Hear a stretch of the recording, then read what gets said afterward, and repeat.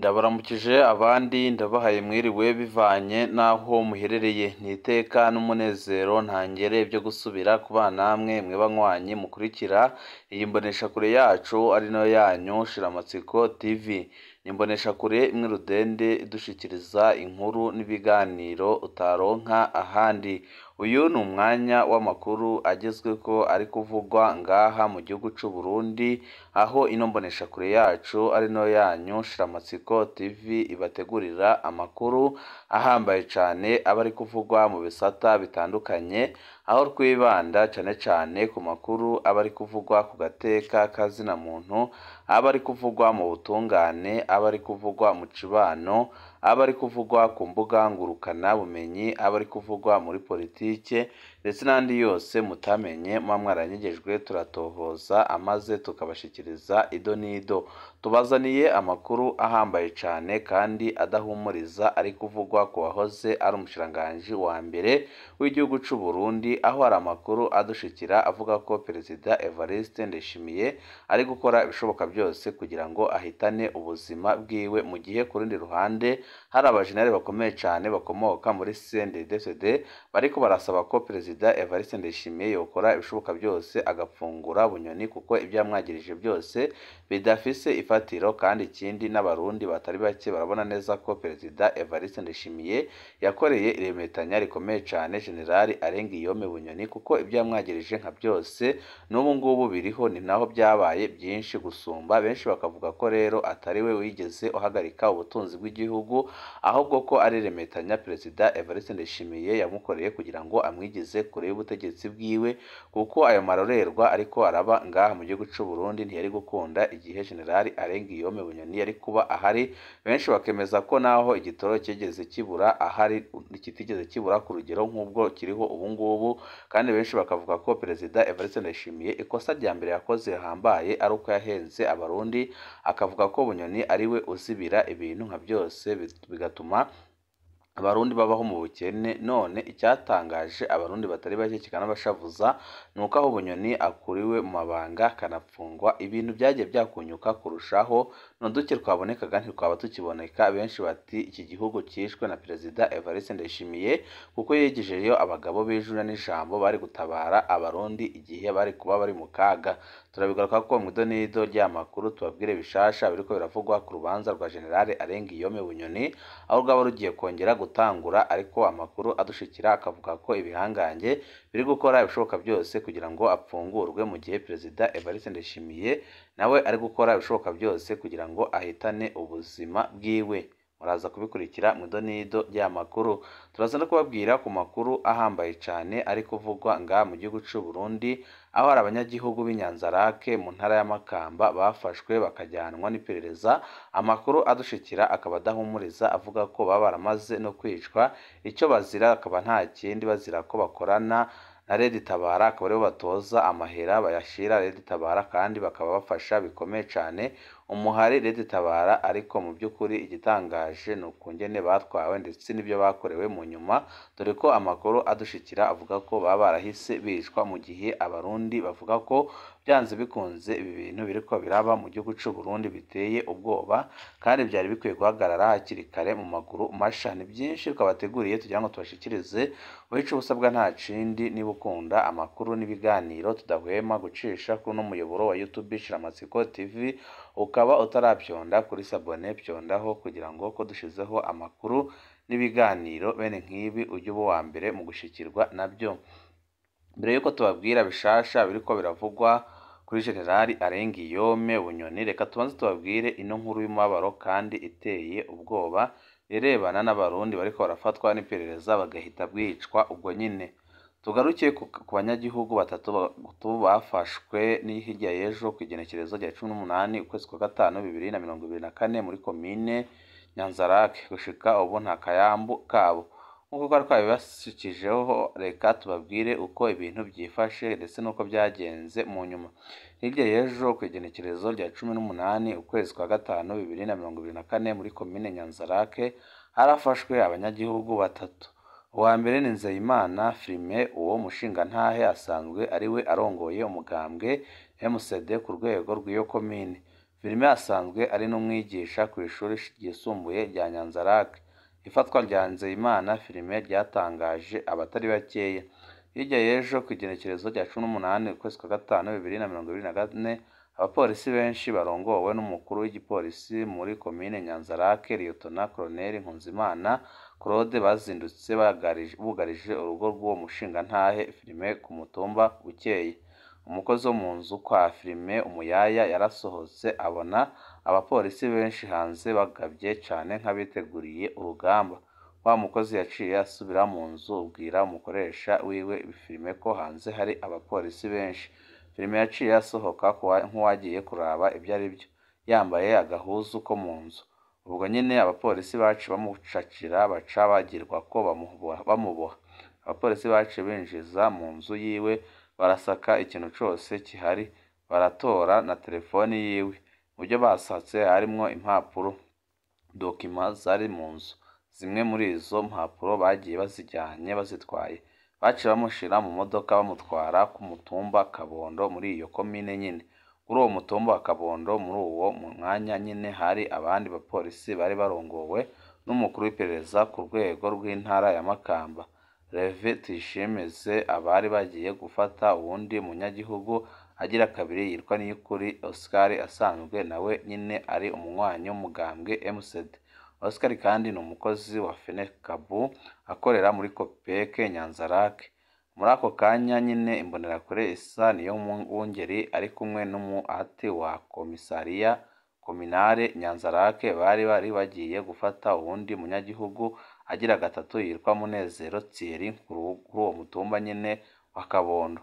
Amakuru twatohoje nuko uwo munyagihugu Thierry atabintu by'imigambwe yigezemo, gushika ubu nta n'umugambwe n'umwe yarimwo. Iyo mbonerakure isa isanzwe ari inderetsi y'iperereza iba ahitwa mu mvugo, ikorana n'iyindi mbonerakure yitwa Tsindishavu Andre, niyo yari izi muhira kwa Thierry. Isa yashitse abwira Thierry ko komisariya kominare amutumyeko. Thierry yaciye asaba ko yokwinjira mu nzu gutora karangamuntu. Umuhati wa komisariya na yambonerakure baciye binjirana na Thierry mu cumba ciwe, aratora uko yarashaka baca baramuboha amaboko baragenda. Bagiheza gufata Thierry baciye bahamagarwa batelefonywe na bagenzi babo bababwira ko bofata ipikipiki bakamuzana ku modoka iri imbere yabo. Bari imodoka type cabine y'utwara iperereza mu ntara ya Makamba, yari ihagaze hafi cane ya centre Nyanza-Lac. Bashikanye umwe Thierry ku ipikipiki yaciye ashirwa muri ya modoka aboshe amaguru n'amaboko. Aho muri iyo modoka harimwo Filime Nzeyimana na Oscar Niyukuri, nabo nyine baboshe amaguru n'amaboko. Imodoka yaciye iva ngaho yerekeza mu mugwa mukuru w'intara ya Makamba. Abapolisi bagiye bicaye kuri banyagihugu batatu aho hari isaha zitandatu. Hari ibyabaye byatangaje abantu bibatera ubwoba. Cyatangaje abanyagihugu inyuma y'umwanya mutoye nk'isaha imwe ya modoka yatwara abanyagihugu batatu yaciye igaruka muhira kwa Munezero Thierry ku mutumba Kabondo.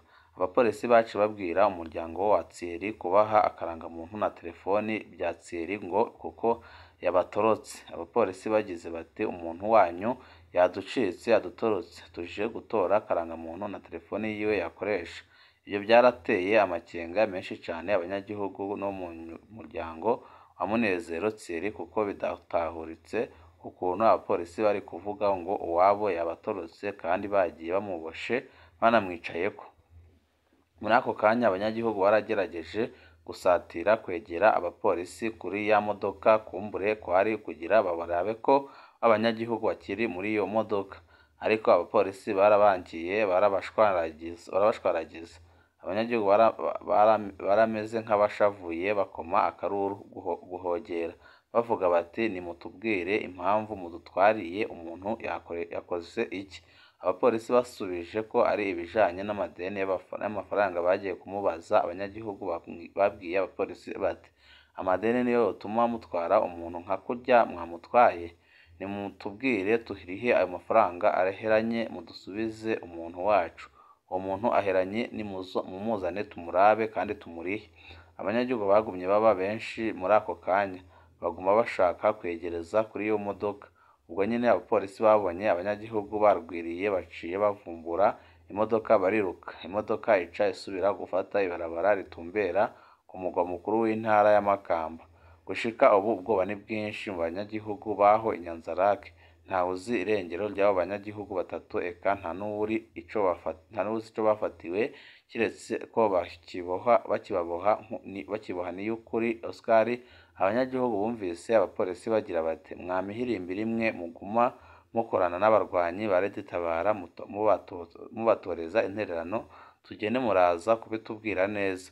Abanyagihugu barasaba kubwirwa aho abo banyagihugu batwawe, imiryango yabo imenye ko bakiri bazima, yongere inamenyeshwe icatumye abo bafatwa, ariko amakuru adushikira ntahumuriza, akaba ari amakuru avuga ko bahise bicwa ako kanya. Akaba ariyo mpamvu abapolisi bagarutse gukora iremetanya bavuga ko Thierry yabatorotse.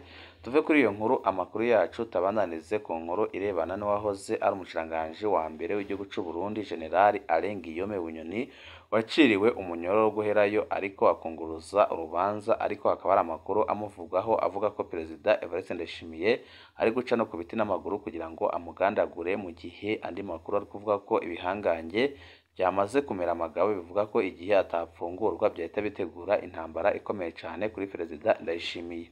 Sentare Ntahinyuzwa yashize ahabona ibyaha indwi General Bunyoni aziregura ko kuva kwa 27 ukwezi kwa gatanu 2024. Nk'uko twaheruka kubibamenyesha, Sentare Ntahinyuzwa iremeza ko urubanza rwa General Bunyoni na bagenzi be rugiye gutangura kumvirizwa mu gice c'iyungururizo aho nyine muri Sentare Ntahinyuzwa kuva kwa 27 ukwezi kwa gatanu 2024.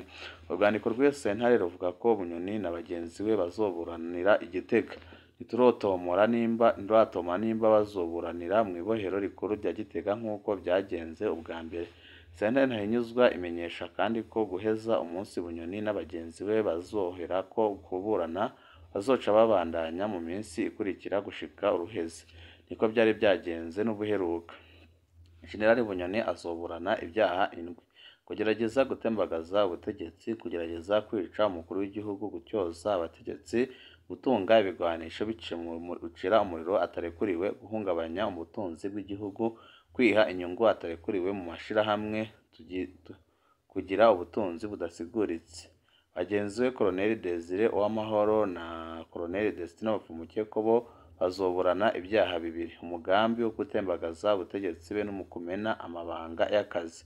Kome Niyonsaba yahoze ajejwe inyubako za Bunyoni nawe azoburana icaha kimwe: umugambi wo gutembagaza ubutegetsi. Hari abandi bari basangiye urubanza na Bunyoni barimwo abapolisi bahoze ari abashoferi biwe, umukuru w'umutumba wa Mubone bo batavuzwe muri uru rubanza rwimirije.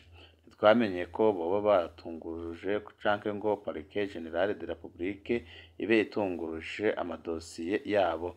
Bamwe n'abandi barabona ko ibi bintu rwose bifise icyo binyegeje, kandi bamwe n'abandi bakabona ko byanze bikunze General Alain Guillaume Bunyoni agomba gufungurwa kubera igitutu Perezida Evariste Ndayishimiye bari kumwotsaho. Ibyo azira nabo baramusize ko nta kintu na kimwe batandukaniyeko. Mbe igitoro catwaye Bunyoni mu mpimba ubu ngubu kirahari? Je mbona abo bariko bazira ubusa, kuko ibyo twumva ngo nibo babyugaye kuva bapfunzwe kakuboneka byaciye bibura, na bwose tutibagire igitoro, amadolari n'isukari n'ibindi byinshi cane. Muratubarize umukuru w'igihugu aheruka kuvuga ko ari we mutunzi wa mbere mu Burundi, uti amafaranga yakuye he? Bunyoni baramubesheye. Jewe yarampungabanije agateka kanje ndapfungwa, none twahuriye hehe? Ibyo ni ibibazo bikomeye cyane abarundi bariko baribaza. Nibarekure uyu musehe Bunyoni yitahire kuryohererwa na wa mwamikazi wiwe ntawera ariho. Twese turakora amakosa akomeye cyane. Nta makosa mbona nimba arayo indwi, ahubwo nibamuhe agahengwe asubire mu biwe. Kandi ndakwifurije nyakubahwa Bunyoni kubandanya inzira y'agakiza watanguye aho uri. Kristo Yesu arakurwanira, kandi Perezida Evariste Ndayishimiye yarakurenganije bikomeye cyane. None ko ibintu byabandanije kuyangara kandi inkozi z'ikibi barazipfunze, iby'iwacu ntibisiguritse kandi biraboneka neza ko birimo igipfungu gikomeye cyane. none mbega ko mbona bavuga ngo niwe yibye none kuba ari mu gasho ariko ibintu bitasubiye ku murongo ahubwo byararunyutse caba igitoro umuyaga nkuba isukari inzoga ntitwirirwa tuvuga nako Imana ni ukuri nitabare mutama wacu agaruke kuko Perezida Evariste Ndayishimiye yamukoreye iremetanya rikomeye cyane ico cindwi kirakwiye kubazwa buri mutegetsi wari we wese muri buri kisata kigeze ibisata by'ubuzima bw'igihugu c'u Burundi ku bwanje ntabwo kiri fonde kikaba coba fonde baramutse bashira mu ngiro kuri buri mutegetsi wese bahanwa guhera kuri Perezida Evariste Ndayishimiye uherutse kwitoga ko afise amahera menshi cyane Bunyoni atarapfungwa